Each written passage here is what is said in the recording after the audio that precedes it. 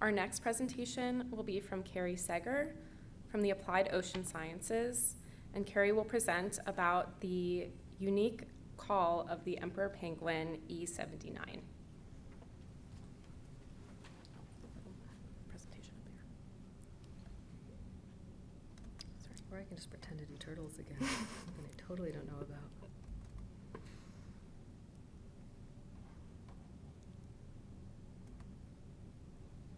Awesome. All right.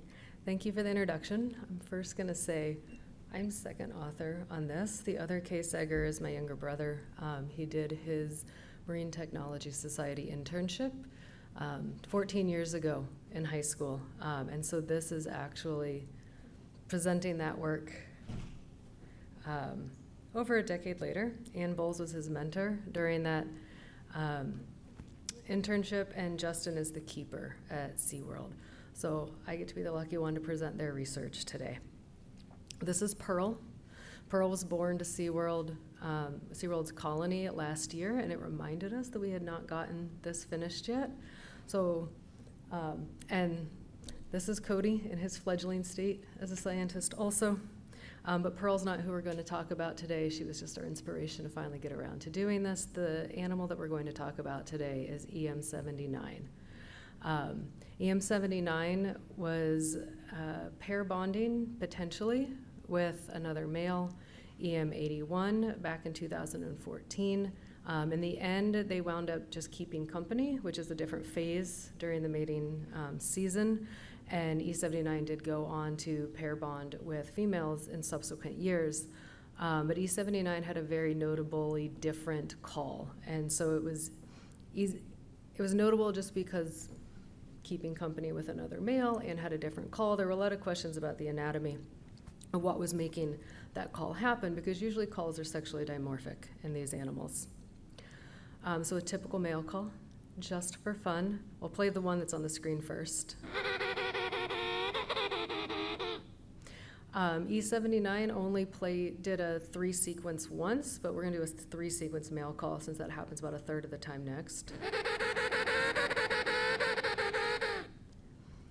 And then for comparison, a 3-sequence typical female call.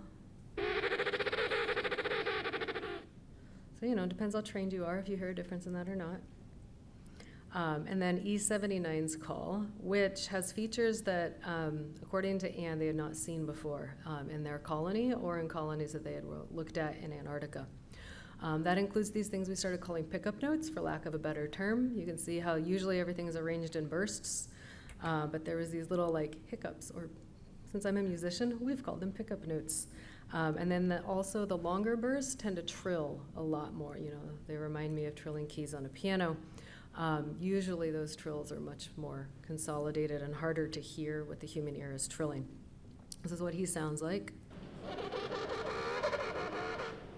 So you get that gravelier tone in his voice. Because the SeaWorld colony was not, we looked for a different data set with more male and female calls. So there's old data that's archived at SeaWorld for Cape Washington in an area in Antarctica. And so these represent our typical call samples. The males in Cape Washington, just for statistics of 43 different calls, they tend to have about 2 sequences, but they do use 3 sequences a third of the time. 13, number of bursts, about 13. Their burst rate's about 2.5 seconds. By comparison, the 2 different years that EM79 was recorded, fewer bursts, but he may compensate only used 2 sequences, but seems to compensate for this by adding more bursts into those fewer sequences, or by packing in more bursts, which sort of makes sense why his bursts overall are a little bit shorter. Everything's a little bit consolidated. However, he's not packing in these bursts as much as the females do. The females still use more bursts and have a faster burst rate even than him. So this looks like he's a little bit in the middle between the 2 dimorphic calls. But we wanted to move into some more automated analysis of this, so we tried using a Tiger-Kaiser energy operator that Marie Roche commonly uses for clicks with dolphins. and then smoothed that out to make it very clear to the computer what the burst pattern is. You can see those dark blue humps. And then using find change points, it usually worked pretty well to find how much amplitude the bursts are, how much amplitude the troughs are. It led us to a number of different features that we could measure in these calls. Every once in a while, something like a trough would be missed, but usually we could subtract out our upper and lower means to get what I'm calling a peak-to-peak amplitude, which is similar to some other peak-to-peak measurements used in the whale and dolphin world that I'm familiar with. And then we clustered all of these features, and one of the examples of those clusterings is all of these orange guys, almost all, are EM79, all off on their own, doing their own thing. There is the one down near the bottom is a Cape Washington male. It happened to be the Cape Washington male call with the most number of bursts in it. So everyone's got a little bit of outliers. EM79's got that blue dot off into the Cape Washington too. So there's a slight bit of overlap. But EM79 is pretty distinct in and of itself. Why this is important for penguins is acoustics can use to assess animal health, but they're rarely considered, especially in seabirds. So this is evidence that if this is an anatomical or morphological indicator of health, then this could be a way to detect it. We would need to have a larger sample size from known birds, though, and their medical conditions. This is an N=1 case study from a high school internship project that gave us a really cool window into what could happen. We took a first step at automating that individual ID from calls that may get passed on to a graduate student down the road at SeaWorld. And emperor penguins have recently been listed as endangered, and so any sort of tools to remotely assess their health are becoming increasingly important. So thank you to SeaWorld and MTS and everyone who actually did this work. I was happy to present it. I can take questions, but I think Anne might be online if there's things that I can't answer. She will chime in chats for people. I'll start us off with the first question. So you mentioned that the calls can be a health indicator for animals. What sorts of health conditions are you able to hear through their calls? Yeah, so we're not really sure what this health is. Like, the animal's still alive. It's not like it's had a necropsy done on it. A couple of the hypotheses we have is like birds make their calls through the two syringes.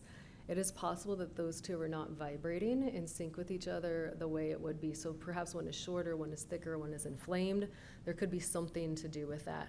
We don't think it was disease because the features of his call that were unique actually stereotyped more 2 years later. So probably something that he was born with. Down the road, there might be more samples where you can associate a call type that doesn't fit typical with an actual anatomical diagnosis. But we don't have that yet. Well, thank you so much. Do we have any questions from our online audience? I think there's a little bit of a delay, but I have a couple questions to bide our time. So for EM79, is research still being done? Are they being tracked to see how their calls progress as the penguin ages? It might now, because 2010 was the original study where the keepers just noticed something was interesting, and that was Cody's task, right? Record it, figure out what's going on, see if you can tell that there's a difference in a spectrogram. And then in SeaWorld archives, there are calls of his from 2012, and that's how we know that his unique features crystallized a little bit more over that time. I don't think Anne has found calls recorded from him since then. But now that we've sort of reopened this box of worms, it's possible that a grad student that Anne has might kind of go down that path again and see what's happened now 12 years after the fact. And then Anne is online. She confirms, so if there's anything you want her to touch on, she'll hear it in about a minute. Oh, my. So does this kind of just bring more attention to monitoring not just penguins but other seabird calls as well? Yeah, I think so. I had a classmate in grad school that was very big into seabird acoustics. It's one of the I feel like it's one of the harder ones. In terrestrial birds, you sit under a tree with a microphone. Underwater, you throw something over the boat and hear something. And I feel like seabirds, you gotta chase them around on a boat. I'm not sure how you do that. Penguins would presumably be easier. They're terrestrial birds. So setting something up in the Antarctic colonies to try to listen remotely, just for anything that's like out of the ordinary and unique. This might be the indicator that like, yeah, you should, record something, look into the things that seem off, see what they tell you.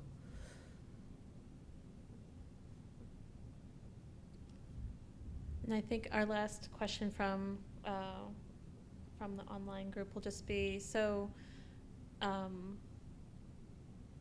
what's the impact on this research on our understanding of penguins as a communal, like their penguin community? So how they communicate with each other?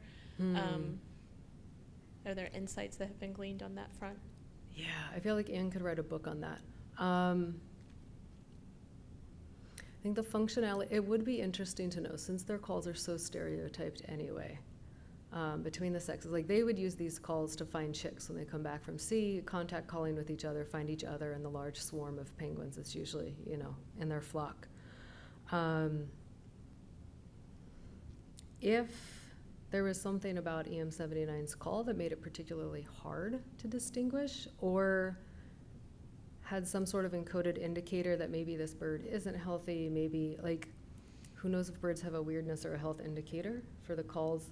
I guess in the wild, understanding if animals that had distinctively different calls were at an evolutionary disadvantage would be an interesting question, but I don't think you can tell from one animal. And this animal did pair bond in its own colony, so it seems to not have had, a reproductive disadvantage, at least in that sense.